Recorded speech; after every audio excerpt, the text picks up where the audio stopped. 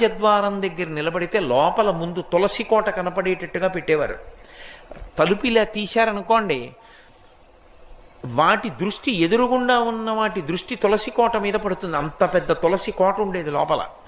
ఆ తులసి కోట కానీ ఎదురుగుండా ఉందనుకోండి, మీరు లోపలికి రావాలంటే ముందు తులసి కోట చూస్తే తప్ప ఇంకోటి కనపడదనుకోండి. లోపలికి వచ్చే ముందు ఉగ్రభూత ప్రవేశం ఉండదు.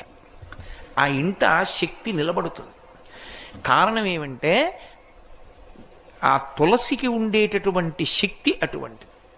కాబట్టి ఆ తులసి గురించి చెప్తూ ఒక మాట అంటారు. ఆమె కళ్యాణి అని ఆవిడికి పేరు. కళ్యాణి అంటే సమస్త శుభములనిస్తుంది తులసి చెట్టు.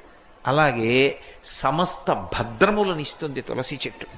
అందుకే ఇప్పటికీ ప్రాణోత్క్రమణం అయిపోతోంది, ఆయనంతా ఆయన తులసి కోట దగ్గరికి వెళ్ళకపోతే కనీసం తులసి నీళ్లు పొయ్యండి అని తులసి నీళ్లు పోస్తారు.